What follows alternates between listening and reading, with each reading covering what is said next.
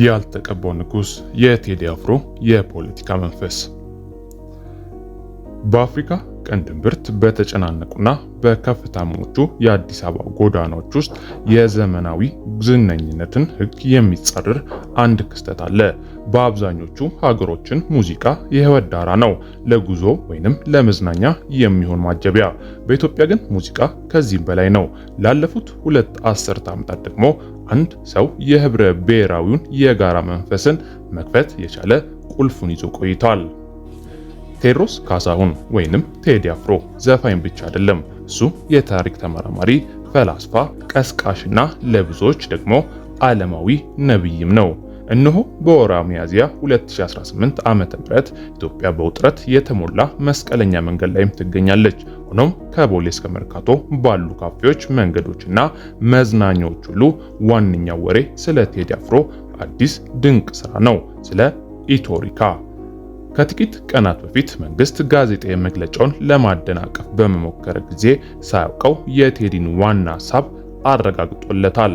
ይኸውም ስልጣን እውነትን እንደሚፈራ፣ ግጥሞቹ በድርጅታዊ ወይንም በመንግስት ፍላጎት እንዳይበረሱ በማለትም የ33 ሚሊዮን ብር ስፖንሰርሺፑን ውድቅ ማድረጉ፣ በዝምታ በተዋጠው የሚዲያ ድባብ ውስጥ ቴዲ ብቻውን ገለልተኛ ድምጽ መሆን በድጋሚም አረጋግጦለታል።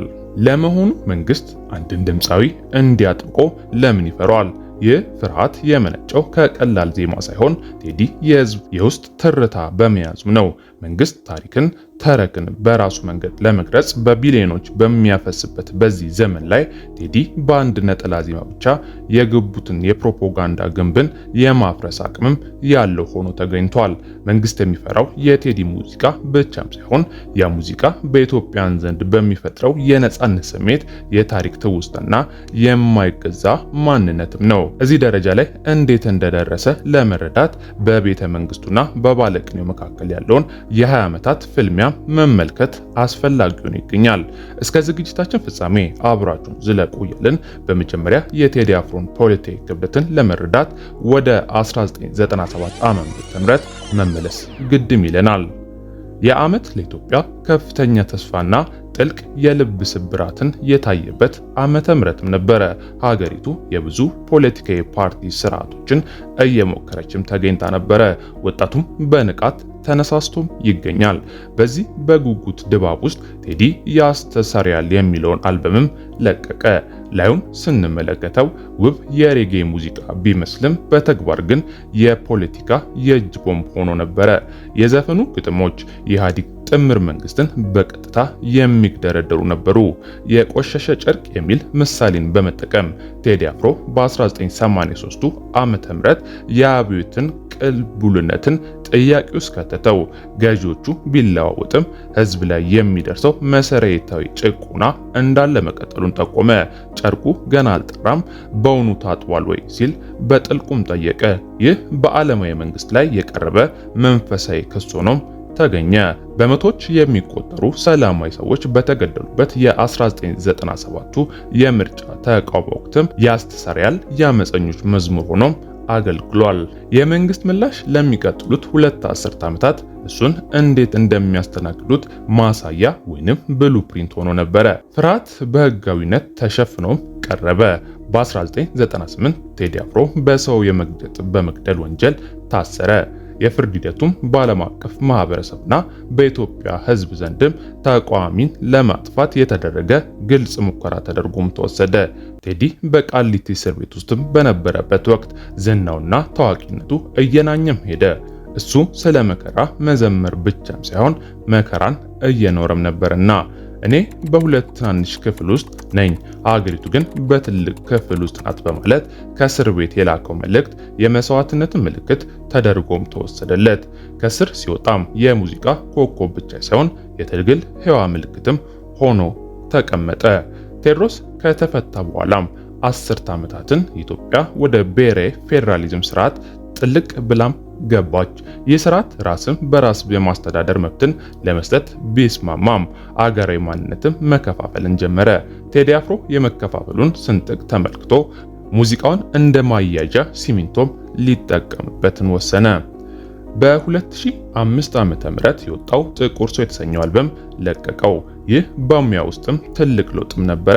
በ1997 ከነበረው ተቃዋሚ ዘፋኝ ወደ የሙዚቃ ታሪክ ተመራማሪም እንዲሸጋገር ረዳው። አልበሙ በአድዋ ጦርነትና በአጼ ሚኒሊክ መሪነት ላይ በማተኮር ቴዲ አከራካሪ የሆነን ስራን ሰራ። ኢትዮጵያን አንድ የነበሩበትን ጊዜም እንዲያስታውሱ ረዳቸው። መንግስት ብሔርተኝነትን በሚያስተጋባበት ወቅት እሱ ኢትዮጵያዊነትን መስበኩን ተያዘው። ጥቁር ሰው የሚለው ዘፈን ታላቅና ድንቅ ስራም ነበረ። ጥንታዊ የጦር መዝሙሮች ከዘመናዊው ቅንብር ጋር በማዋሃድ አባቶች ኩራትን ቀሰቀሰ። አገራዊ ማንነታቸውን በቢሮክራሲያዊ ክፍፍል እየጠፋ እንደሆነ ለተሰማቸው በሚሊዮን ለሚቆጠሩ ኢትዮጵያን ቴዲ አዳኝ ሆኖም ተገኘላቸው። ታሪካቸውን መመለሳቸው ሆኖም ይህ ለብሔር ብሔረሰብ አክቲቪስቶች ኢላማ እንዲሆን አደረገው። ለአንዳንድ የኦሮሞና የትግራይ አክቲቪስቶች የቀድሞ ኢትዮጵያን ማወደሱ የአማራ የበላይነትን የነበረበትን ዘመን እንደማሞገስ ተቆጠረበት። ይህ ጥምር ማንነት የሙያው መካከለኛ ዘመን መገለጫም ሆነ። ለአንዳንዶች ታላቅ አዋጅ ሲሆን፣ ለሌሎች ደግሞ አካፋይና ናፋቂም ሆኖ ተገኘ። ሆኖም ቴዲ አፍሮ አልተናወጠም ነበረ። ፍቅር ያሸንፋል ወደሚለው መሰረታዊ ፍልስፍናው ሁል ጊዜ እየተመለሰ ውጥረቱን እየተጋፈጠው መጣ። የቴዲ አፍሮ ተጽዕኖ እውነተኛ ፈተና የመጣው ከ2013 ጀምሮ ሀገሪቱ ካመሳቃቀለው የትግራይ ጦርነትና ተከታታይ የብሔር ጭፍጨፎች ጋር በተያያዘም ነው። በጦርነት ወቅት አብዛኞቹ አርቲስቶች ወይ ወገን ይዛሉ ወይንም ደግሞ ዝምታን ይመርጣሉ። ቴዲ አፍሮ ግን ተጎጂዎችን ወገንን መረጠ። የሱ አርማሽ የሚል በ2014 እና ነአት የሚል በ2015 የተለቀቁ ዘፈኖች የዚህ ዘመን ጉልህ ባህላዊ ቅርሶችም ናቸው። በነአት ውስጥ ቴዲ በዘመናዊ ሙዚቃ ውስጥ እምብዛም የማይታይ የልብ ጥንካሬን አሳይቷል። አገሪቱ በሰው ሕይወት እየደማች ባለችበት ወቅት መንግስት በማስዋብ ፕሮጀክቶችን ዛፍ በመትከልና የቅንጦት ፓርኮችን በመገንባት ላይ መጠመዱን በቀጥታም ተቸ። አጥር ስታስቡ ቤት ውስጥ ነደደ ሲልም ዘፈነ። ዜጎች በብሔራቸው ምክንያት ከቤታቸው እየተጎተቱ በሚወጡበት ወቅት እድገትን በሚያከብር አመራር ላይ የቀረበ ጠንካራ ሂስም ሆኖ ነበረ። በዚህ ወቅት የቴዲ አፍሮ ሚና ወደ ሞራል ኮምፓስ ወይንም አቅጣጫ አመላካችነት ተቀየረ። በኦሮሚያ በትግራይና በአማራ ክልል ስለሚወድቁ ተጎጂዎች ሁሉ በእኩልነት ቅንነት የሚያዝን ብቸኛ ሰው ሆኖ ተገኘ። ሙዚቃው ለማንኛውም ተፋላሚ ወገን ፕሮፓጋንዳ እንዲውል አልተፈቀደም። ስለ ሰንደቅ ዓላማ ሲዘምር ስለ መንግስት ባንዲራ ሳይሆን ስለ ሁሉም ወገኖቹ መቃብር ስለሚለብሱ ቅዱስ ጨርቅ ነበር የዘፈነው። እሱ ሊታገድ የማይችል የሆነ ለዚህም ነው እውነትን ለመናገር ሲል ሁሉንም ነገር ትቶ ለመሄድ ዝግጁ የሆነን ሰው ዝም ማሰኘትም አይቻልምና እነሆ በወረ ሚያዝያ 2018 ላይ እንገኛለን። የፖለቲካ ሁኔታ እንደ ቀድሞ እየተከፋፈለም ነው። የሚመጣው ምርጫው የፍርሃት አለመረጋጋትን ድባብን ፈጥሮ ይገኛል። ነገር ግን የኢትዮሪካ መውጣት የሀገሪቱን የስበት ማዕከልነትን ለውጧል። ይህም አልበም የቴዲን የጥበብና የፖለቲካ ውህደትን ከፍተኛ ደረጃ ላይ መድረሱን እያሳየም ይገኛል። የአልበሙ መጠሪያ ዘፈን ዳስጣል ወይንም አንሳ ወዲያውኑ ትልቅ ክስተት ሆኖ ተገኝቶ ነበረ። የዲጂታል መድረኩና የአስቸኳይ ጊዜ አዋጁ የሀሳብ ነጻነትን በተገደበበት ያሁኑ የ2018 ድባብ ውስጥ የቴዲ ግጥሞች ባህላዊ ሰምና ወርቅን ይጠቀማሉ። ላዩን ስናያቸው ዘፈኖቹ አገራዊ ትኩረትን የሚቀሰቅሱ ጥሪ ናቸው። በውስጡ ወይራው ግን በወጣቱ አይን ላይ የተጋረደውን የማይታይ መጋረጃ አንሳው የሚል ጥሪን እያስተላለፉም ይገኛሉ። ለዚህ አልበም ማውጣት ሲል ከመንግስት ጋር ንክኪ ካለው ስፖንሰርሺፕ የቀረበለትን የ33 ሚሊዮን ብር ስምምነትን ውድቅ ማድረጉ ትልቅ ትርጉምም እንዳለው ያመላክታል። አብዛኞቹ ተጽዕኖ ፈጣሪዎች ወይንም ኢንፍሉዌንሰሮች እና አርቲስቶች በፖለቲካ ፍላጎታቸው በሚገዙበት ዘመን ቴዲ ያንን ገንዘብ አለመቀበሉ የነጻነቱን ነጎድጓዳዊ መገለጫን ያሳያልም። ቃላቶቹ ለሽያጭ እንደማይቀርቡ ለህዝብ ማረጋገጠ። በኢትዮጵያ ውስጥ አሁንም በመንግስት ግምጃ ቤት ሊቆጣጠሩት የማይችሉት ነገር እንዳለ ለመንግስትም በግልጽ በገሃድ አሳየ።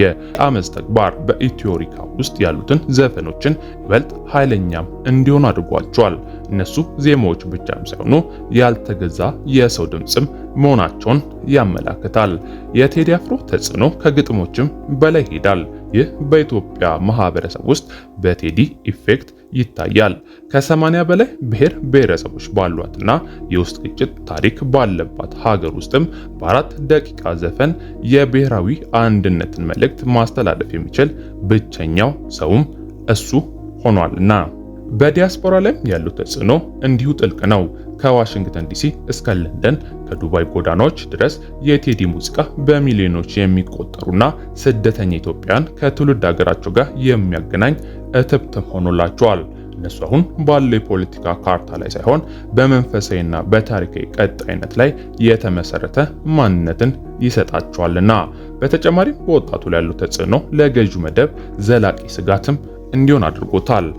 በ2018 የብሔራዊ ውጥረት ውስጥም ያደጉ ኢትዮጵያውያን ወጣቶች የተለየ ተረክ ለማግኘት ወደ ቴዲ አፍሮ ዘፈን ያመለክታሉ።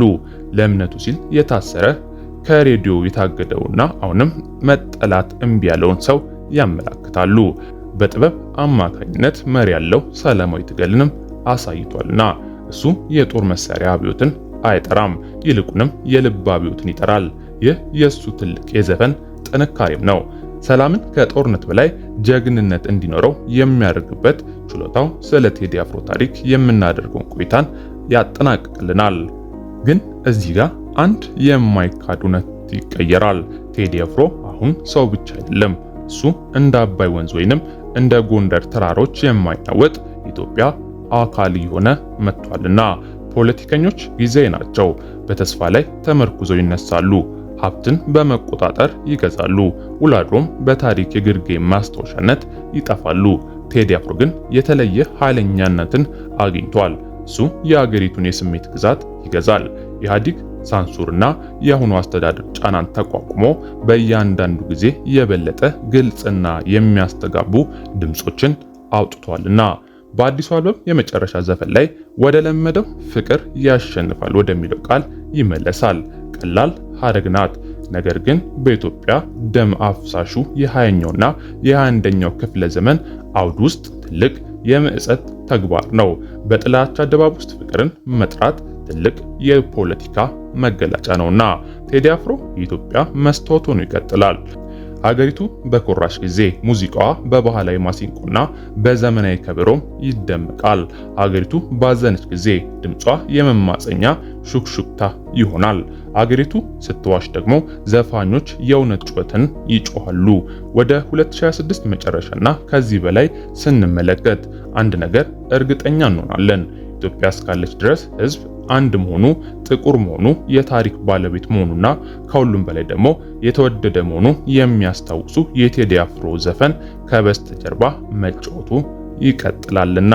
ንጉስ ለመሆን ዘውድ አያስፈልግም። ህዝብ ያስበውን ለመናገር የፈራውን ለመስፈን ድፍረት ብቻ ነው የሚያስፈልገው። የቴዲ አፍሮ ቅርስ ይህ ነው። የዘፈኑ ኃይልም ይህ ነው። በመጨረሻም ይህ የተመለከታችሁት ዘጋቢ ጽሑፍ ጥበብ ከስልጣን በላይ ያለውን ኃይል የሚያሳይ ነው።